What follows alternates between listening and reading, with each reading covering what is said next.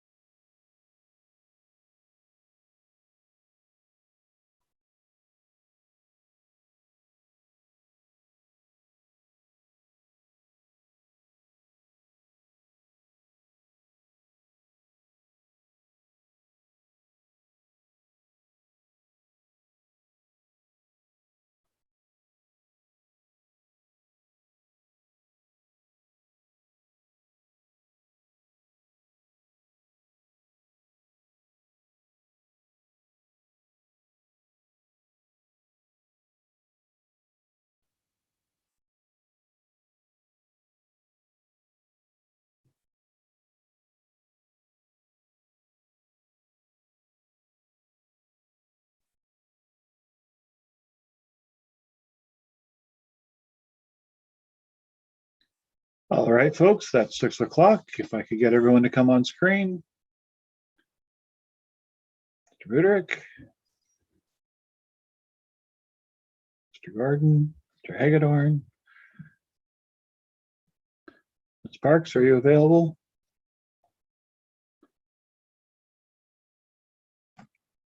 And we're live now, Rick. Thank you. Just making sure that Carol Parks can hear and can participate.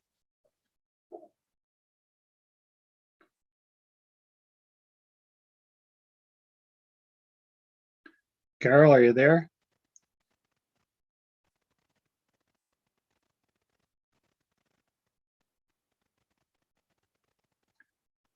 Well,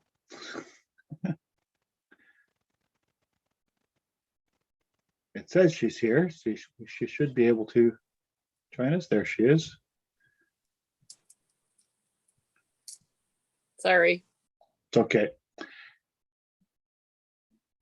There we are. Okay. That we have 5 members here. I will call the Committee of Adjustment meeting for this Monday, October the 4th, to order. This is an electronic meeting. As usual, all municipal act, code of conduct, etc., all apply to this meeting in virtual as it would be in person. There are several public meetings today, and I believe there are attendees for those public meetings. I will remind the public attendees that if they wish to address the public meetings when they come up, they should use the raise hand symbol to indicate their desire to address this committee. With that, the meeting is called to order. First item on the agenda is the adoption of the agenda for this October the 4th.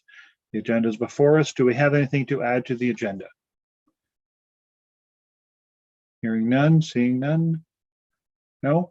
Thank you. I'll ask the committee for a motion to approve the agenda. Ms. Parks, seconded by Mr. Hagedorn. Thank you. Any comments? I'll call the question. All those in favor, please raise a hand. Any opposed? Motion is carried. Is there any disclosure of pecuniary interest or the general nature thereof? Seeing none, we'll move forward to the approval of the Committee of the Adjustment minutes from September the 7th. We have the minutes before us. Are there any noted errors or omissions? Seeing no hands, I'll ask for a motion to approve. Mr. Buderick, seconded by Mr. Gordon. Thank you. Any comments? I'll call the question. All those in favor, please raise a hand. Any opposed? Motion is carried. Thank you. With that, we move into a public meeting. This is regarding 1223 Maple Road, Mr. Donald Hanna, and I believe our staff, Ms. Furness, has a report for us.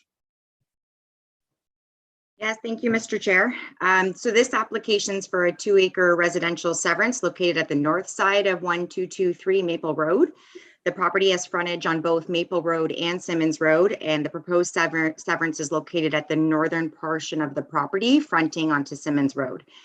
The retained lands would be about 37.5 acres, and there's a current access to the retained lands both from Maple Road as well as an existing farm entrance off of Simmons Road. The minimum lot frontage requirements are met for the severed parcel as well as the retained parcel, having a lot frontage of approximately 347 meters on Maple Road. As part of the application, the applicant has also proposed to leave the 11.39 meter farm entrance on Simmons Road to maintain that existing farm access at the northern portion of the property. The property is zoned rural with some environmental protection south of Maple Road and is designated rural with some environmentally sensitive overlays south of Maple Road in the official plan. The provincial policy statement permits locally appropriate development in the rural area and allows development that's compatible with rural service levels. The lot size is in keeping with neighboring lots. Private services are sufficient, and the severance is not anticipated to detract from any of the existing farm and residential uses in the area. So staff are the opinion that the application is consistent with provincial policy. In the official plan, the county's official plan permits limited residential development and requires servicing to be considered, while the township's official plan contains some additional criteria for reviewing severances, such as a minimum lot frontage and acreage for the retained parcel, as well as consideration for access and minimum distance separation formula. So these policies can all be complied with. And in addition, 2 severances are permitted off a single land holding as of 1986. And this property has only had 1 since that time. So this would be the last severance permitted off that property. The proposed severance also complies with the minimum frontage and area requirements in the zoning bylaw for both the severed and retained parcel. So as a result, staff are recommending approval of this application subject to the various conditions that are included within the report. Thank you. Thank you very much. Committee, do we have any questions with regard to the report or the application for severance? I'm seeing no comments or questions from the committee. I will turn to the audience. This is a public meeting.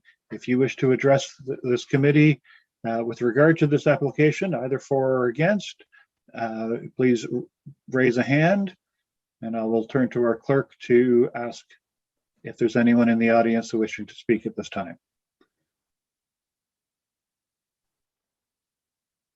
I think I'm seeing Sorry, I'm in one. trouble unmuting. We have a Mr. Andrew Craig who is asked to speak. Mr. Craig, if you would come into the meeting, I believe the clerk can let you in. There you are. Welcome, Mr. Craig. If you could start Thanks. with your name and address for the record, and then express your comments. Yeah, so my name is Andrew Craig. I'm owner of property at 1187 Simmons Road, Welcome, sir.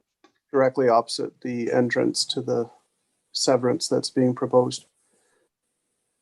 So my question is whether or not the potential effects of this added property and well is being considered for what it might do to the water table and to the availability of sufficient water in the neighboring properties' wells. Ms. Furness, are you able to address that? Yes, through you, Mr. Chair. A well interference study is not a standard severance condition that we have. The conditions are for the property itself in terms of determining that there's a potable water supply on the particular property, and they have to meet a certain pump test in accordance with ministry regulations to ensure that there's sufficient water supply to support the property.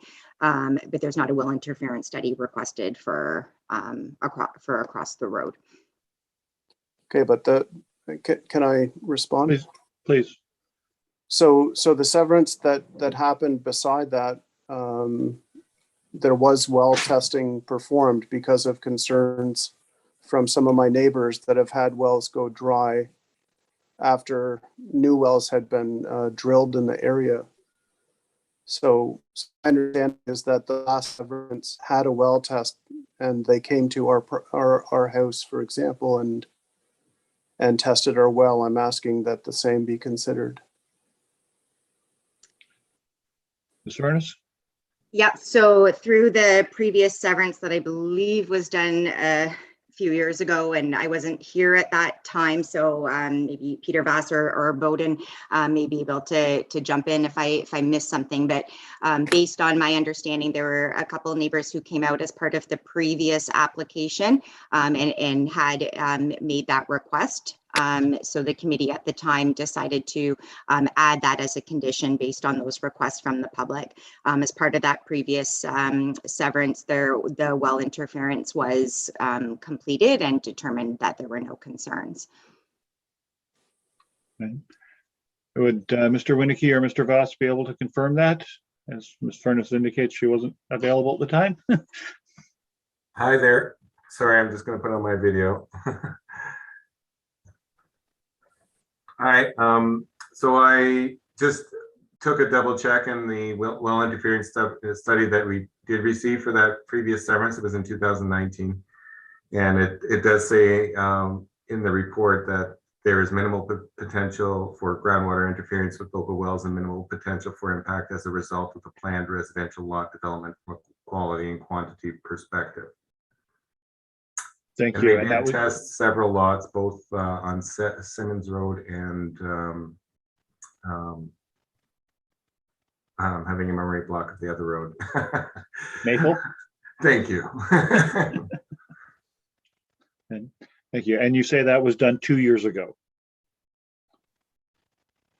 Yes, the application started in 2019, but was completed in late 2020. If I'm Okay. not certain, but anyway, it started. The application came in 2019 and continued throughout the year. Thank you. Mr. Craig, does that address your concern? Well, I guess my only concern here is that the new home that's been built where that precipitated that well test is not occupied yet, and then you have a new home that's being planned here with a well right beside that and in proximity to not just myself but neighbors on each side of us. So I'm just questioning, like, if it was felt necessary to do a well test because of neighbors' concerns last time, why is this not being repeated?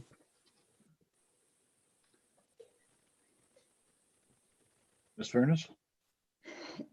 Yeah, I would say it was not flagged as part of this particular severance application, and with the previous well interference study not identifying any concerns and no concerns being raised from the public in regards to the new severed lot since it was severed. Then it at the time of writing the report, it wasn't felt that it was necessary. However, if there are public concerns and there's been recent experiences of wells going dry, then the committee may choose to maybe worth adding a condition to require well interference study for this particular lot as well.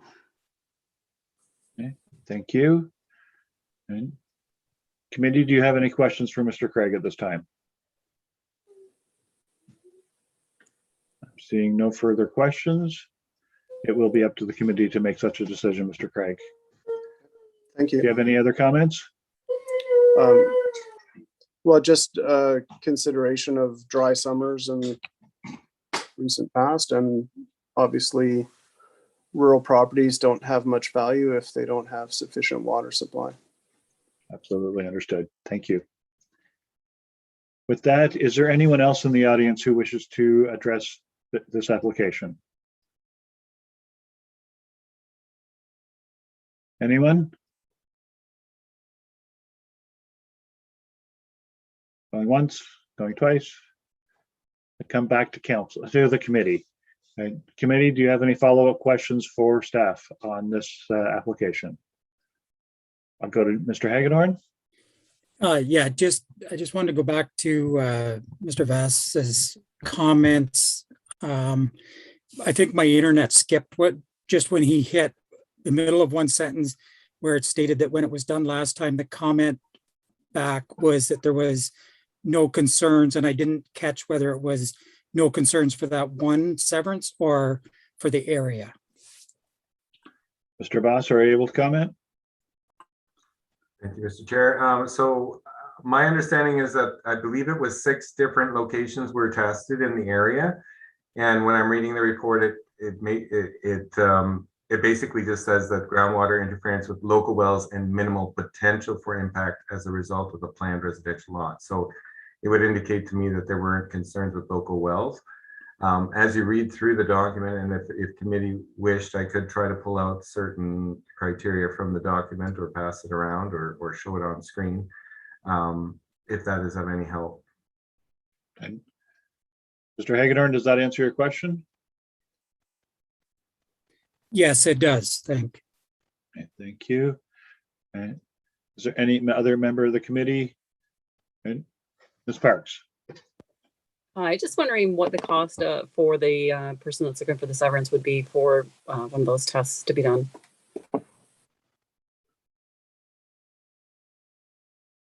Ms. Furness or Mr. Voss, do you know the answer to that?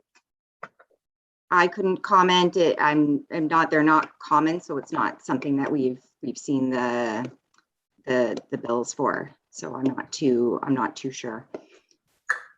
The only thing I can suggest, I don't know if Mr. Hanna is available in this session. He may have some background into the costs of the associated report. I'm seeing an attendee with the name Han. I'm wondering if that's Mr. Hanna, okay, but he does have his hand up. I know I had called for the third call, but I will ask the clerk to invite Mr. Hanna in, if that is him. I will do that.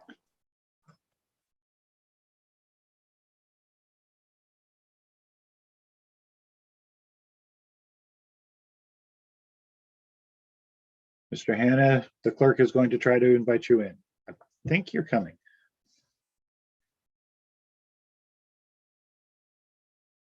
I see the name Han on screen. I believe that is Mr. Hanna. If you are able to unmute. Okay. Welcome, Mr. Hanna. Question number one is Mrs. Parks. The cost of the last drawdown test was over $7,000. Okay. The well, secondly, the well for the second lot is being drilled and put in place. And I had the well driller check to make sure that it did not affect the adjacent well, okay, on lot number 1. Okay, thank you. And do you have any other comments, Mr. Hanna? I assume you are the applicant, Mr. Donald Hanna? I am. Okay, I just wanted to make sure. Thank you. Do you have any other comments at this time? No, it just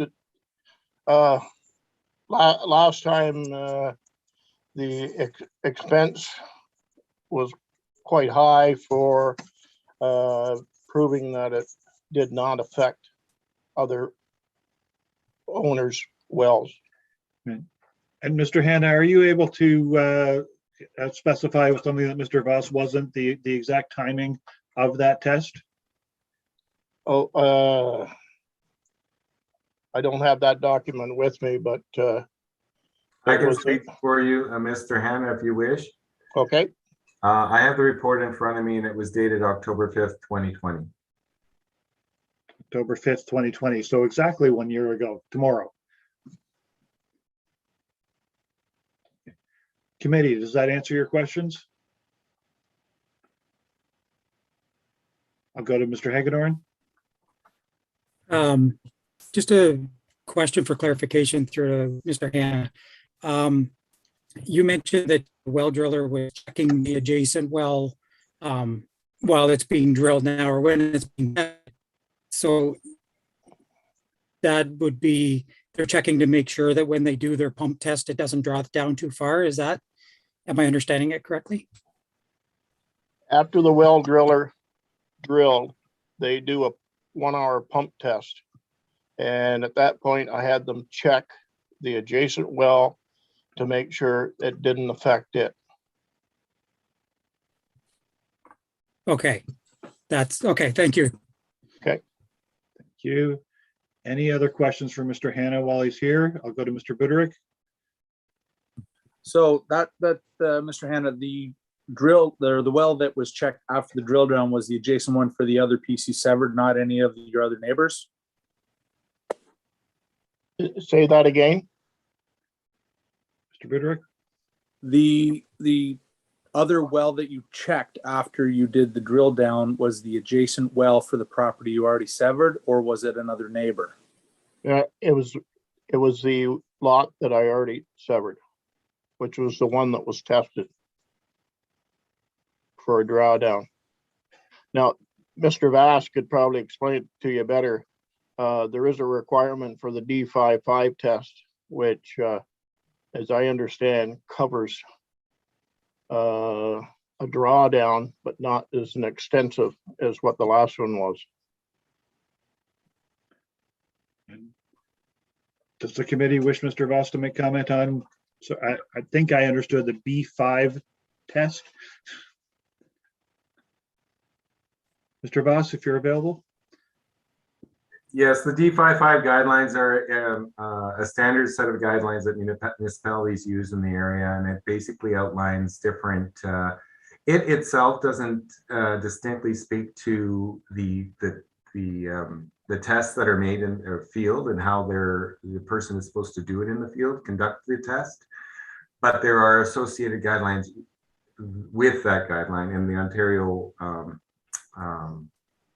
Sorry, I'm losing my naming, but basically there's also water quality objective directives that are out there that speak to how you conduct the test. So Mr. Hannah is correct that that's the basic test that is done for any kind of water or quality test that we do for our typical severances. But the last one that he obtained was a separate interference study. So basically testing how it does affect with neighboring parcels. Okay, thank you. Committee, do we have any other questions? I'm seeing no further questions. I'll say thank you very much, Mr. Hannah, for presenting to us. And I'll come back to the committee for a motion. We have a recommendation to approve subject to conditions. And the suggestion from one of the neighbors is that we include the additional testing requirement. What does the committee wish to do?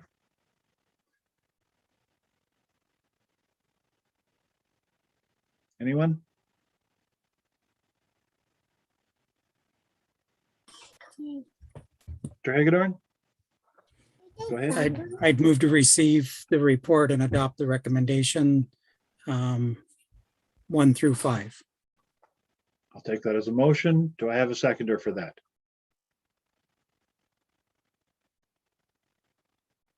Mr. Gordon, you're seconding? Thank you. Mr. Hagedorn, would you like to speak to it? Yes, I understand the concern with the the adjacent wells.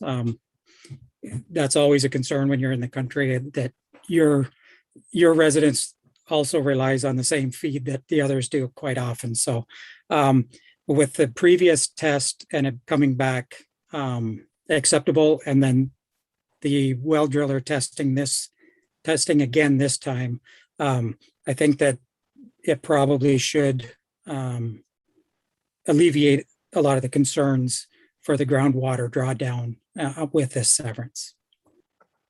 Thank you. Seconder, do you have comment? No? Does any other committee member wish to comment? I'm seeing none. Then I'll call the question. All those in favor of the motion to approve, okay, please raise a hand. Opposed? Motion is carried. Thank you. We move on. I thank you to the audience members. We move on to decisions. We have item 6.1, Loyalist East Business Park sign variance. And we have a report, and I believe Ms. Furness will be discussing it. Yes, thank you, Mr. Chair. So the township updated the sign bylaw in 2019, and as part of that bylaw, council delegated the authority for sign variances to the Committee of Adjustment. So I believe this is the first one coming to committee since that was done. They were previously approved through council. So sign bylaw variances don't follow the same process as minor variances under the Planning Act. So the 4 tests don't have to be met. There's no circulation requirements or public meeting requirements. It's simply a resolution of council or of committee. So this particular application was submitted by the township, more specifically the Engineering and Environment Division, in order to place a sign in the Loyalist East Business Park to advertise the various businesses in the park. So the proposed location of the sign is located on Lot 3 of the business park, being at the intersection of William Henderson Drive and Taylor Kidd Boulevard. The particular location was chosen primarily to remain outside of the site triangle while still being able to provide a high amount of visibility to the businesses in the park. So there are 3 items in the sign bylaw that currently do not comply with the proposal. The first being that the sign must be 3 meters from the boundary line of a property, whereas the proposed sign is 0.2 meters. This is being requested for safety and to stay out of the site triangle. So as a result, this sign is proposed partially within the county's reserve and partially on Lot 3, which would subsequently require an easement for the township. The second variance is for the size of the sign. So a maximum of 14 square meters is the requirement, and the proposed sign area is 30.6 square meters. So the increased size is required to accommodate a total of 27 businesses with their own logos. The third variance is for the height of the sign, and the request is for 8.86 meters, whereas the maximum is 8 meters in height. And the proposed sign is intended to be a bit higher to ensure visibility and to also to provide some free space underneath the sign to allow some visibility for the future lot development on that lot as well. So the sign bylaw doesn't provide any criteria to consider in reviewing the variances, just that they can be requested. However, it's recommended that consideration be given to the intent and the purpose of the sign bylaw, which is to provide for appropriate sign regulations to ensure safety and also for aesthetic reasons. Staff are recommending approval of the variances. We're of the opinion that the intent of the bylaw is maintained, primarily to ensure that the sign is located outside of the site triangle, and this particular location being supported as well and chosen in conjunction with the County of Lennox and Addington. And the sign will provide visibility to promote businesses in the park, and in terms of aesthetic reasons, can also prevent clutter of multiple signs being requested throughout the park that would also have visibility and all captured in one large aesthetically pleasing sign. Thank you. Thank you, Ms. Furness. Committee, do we have any questions for staff on this? Councillor Gordon, did you have a question? Oh, I saw the hand. Okay. If there's no questions, then I'll ask the committee for a motion. Councillor Buderick, or Mr. Buderick, sorry. So moved. Do I have a seconder? Ms. Parks, thank you. Okay. Any comments from either the mover or the seconder? And any comments from anyone else? No, I will make a quick comment in that I greatly appreciate staff moving forward with this. I suppose I'm wearing my mayor's hat when I say this, as opposed to my chair of the committee. But this is a good step forward for the Loyalist East Business Park. So I'm glad to see it happening. Thank you to all. With that, if there's no further comment, I'll call the question. All those in favor, please raise a hand. Any opposed? Motion is carried. Moving forward, number 7 is upcoming meeting dates. We are scheduled to have another Committee of Adjustment meeting on November the 1st. And with that, we can move to the adjournment. May I have a motion, please? Before we continue, Mr. Chair, I'm sorry to interrupt. I just want to make a small clerical adjustment to one of the statements that were made earlier from Mr. Hanna's application. I think the approval went through for conditions 1 through 5. However, there's 6 conditions on the report. Oh, thank you. I didn't catch that myself. I'll come back to it. there is a sixth condition. I'll go back to the mover on that one. Mover, was Yes, your I'm- intent to include? I meant to include all of them. I missed the sixth one. My Right. apologies. Thank you. Seconder, do we and also agree with that? Then for clarity, the motion was to include all 6 conditions. And is that sufficient for staff? Thank you, Okay. Mr. Chair, that is. Thank you. And with that, Thank I you for will- catching that. Yes, good catch. With that, I will ask for the motion to adjourn. Mr. Hagedorn, seconded by Ms. Parks. And call the question. All those in favor, please raise a hand. Motion is carried. We are adjourned. Thank you very much, ladies and gentlemen. Have a good evening.